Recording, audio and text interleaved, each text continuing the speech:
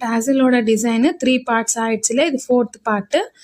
இதுக்கு வந்து gold colour 110 ரவுண்ட்ஸோட silk thread எடுக்கணும். இன்னொரு பிங்க் கலர் கூட 110 ரவுண்ட்ஸு சில்க் த்ரெட் எடுக்கணும். சேம் நார்மல் எக்ஸாம் பேடுக்கு நீட்டாக சுற்றிட்டு கட் பண்ணிவிட்டு ஒன் சைட் கம் அப்ளை பண்ணணும்.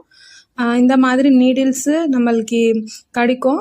இந்த மாதிரி நீடில்ஸில் தான் நம்ம போட்டு இந்த மாதிரி பேபி டாசில்னு சொல்லுவார்ல, இந்த மாதிரி டாசில்ஸ்க்கு இப்படி தான் யூஸ் பண்ணணும். நல்லா பாருங்கள், இது வந்து half of 2 கலர்ஸு. ஸோ 110 ரவுண்ட்ஸே போதும். அப்போ 220 ஆகிடும்.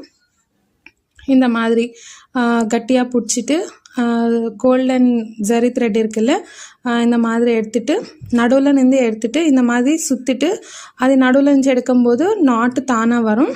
நல்லா பாருங்கள், நான் கிட்டையாக வச்சுட்டு காட்ட போகிறேன். இந்த மாதிரி நடுவில் நின்று எடுக்கும்போது இன்னும் டைட்டாக இருக்கும் டாசில் வந்து.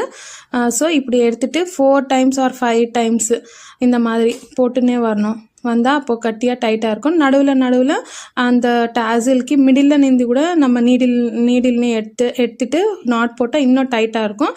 அப்புறம் நடுவில் நின்று இந்த மாதிரி கீழே இறங்கிட்டு அப்படியே கட்டியாக பிடிச்சிட்டு கீழே பண்ணால் அதே டாசில் இன்னும் டைட்டாக இருக்கும். 1.5 inch or 2 inch இருந்தாவே போதும்.